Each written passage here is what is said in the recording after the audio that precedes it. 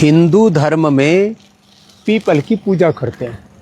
वैसे भी पीपल और बड़ जो हमारे ऋषि मुनियों ने योग से ध्यान से सिद्धियां प्राप्त की, तो इसका इन्वायरमेंट ऐसा होता है, इसके साथ में बैठने से खड़े होने से हमारी सारी नेगेटिव एनर्जी रिलीज हो जाती है। हमारा स्थूल सूक्ष्म कारण शरीर अन्नमय प्राणमय मनोमय विज्ञानमय कोश शरीर इंद्रिया मन प्राण चित्त चेतना आत्मा दिव्य साकारात्मक जीवनीय ऊर्जा से ब्रह्मांडीय ऊर्जा से आप्लावित हो जाता है। इतना ज़बरदस्त है। अब इसके जो कच्चे पत्ते हैं ना, ये पत्ते, इन पत्तों को, कच्चे पत्तों को तो आप ऐसे ही चबा सकते हैं, ऐसे ही खा सकते हैं। कच्चे जो पत्ते होते हैं,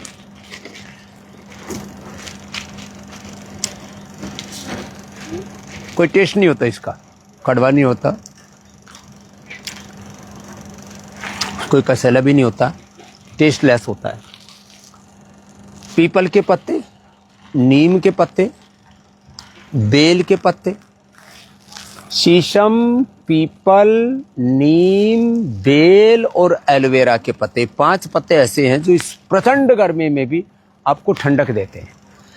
हमने पीपल के पत्तों का रस, 10 पीपल के पत्ते और 10 से 20 नीम के पत्ते, उनका रस निकाल करके पिलाया और लोगों की किडनी फंक्शन अच्छे हो गए। लो, अब तो हम रीनोग्रिट भी देते हैं और रीनोग्रिट का काढ़ा भी पिलाते हैं, जौ के आटे का दलिया, जौ की रोटी और लौकी की सब्जी देते हैं, और जिनका 8 से लेकर के 18 तक क्रिएटिनिन बढ़ा हुआ था उसको भी नॉर्मल कर देते हैं। ये इनफर्टिलिटी के लिए भी बड़ा ज़बरदस्त होता है। नीम के, पीपल के, बेल के, कोई भी जो आपको सुलभ है उसका पत्तों का रस पी लें।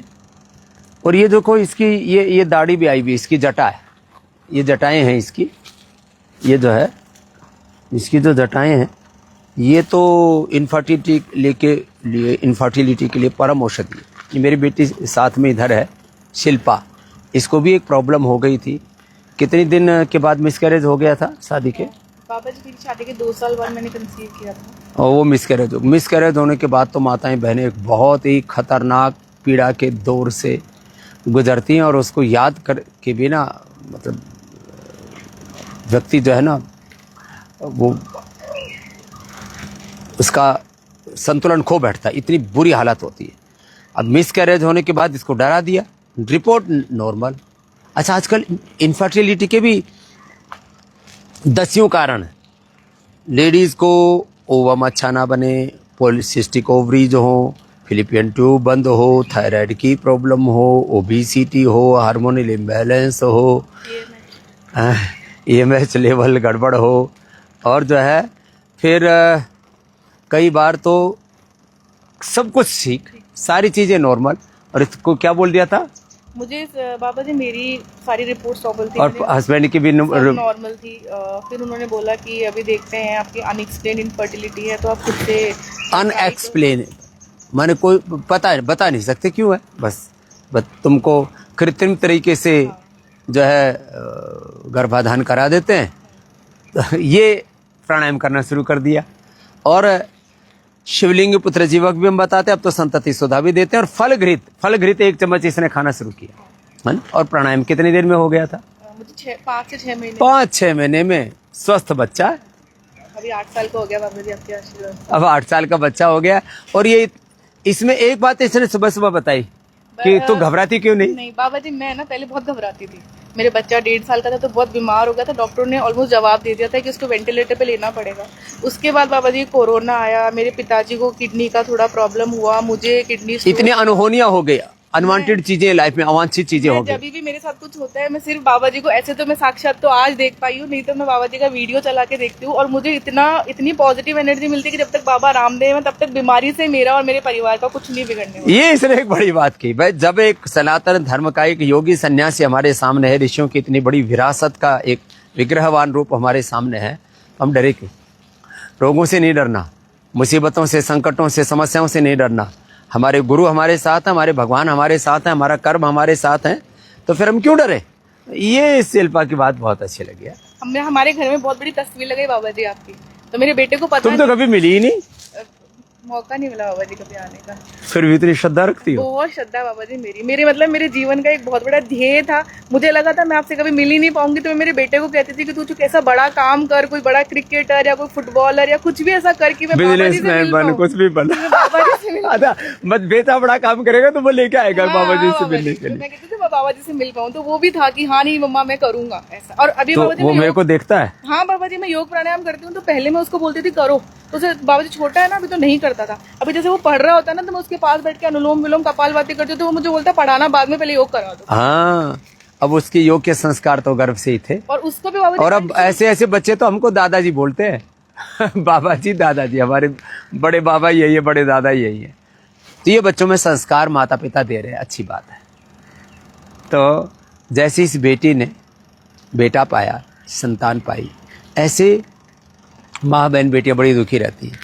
अरे शिवलिंगी पुत्र जीवक ले लो, 10 मोला अरिष्ट पी लो, फल घृत ले लो।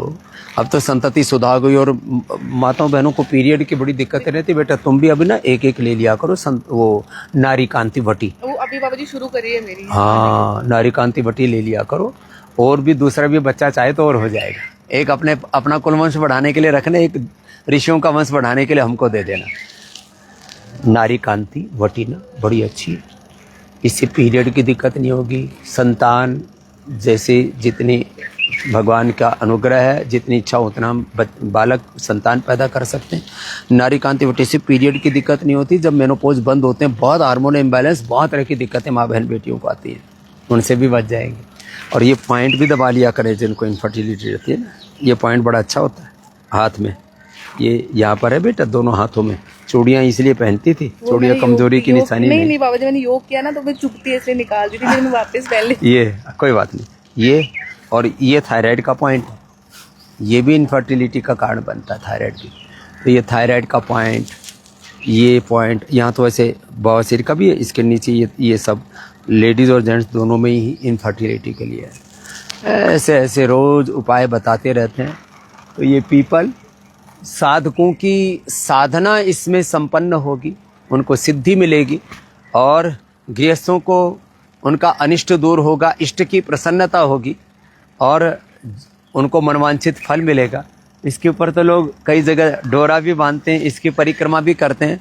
तो इससे एक सकारात्मक जीवनीय ऊर्जा से अप्लावित होकर के जीवन के सारे दोषों से और दुखों से मुक्ति पाते हैं, पीपल के वृक्ष का आश्रय पाकर के उसकी छाया में।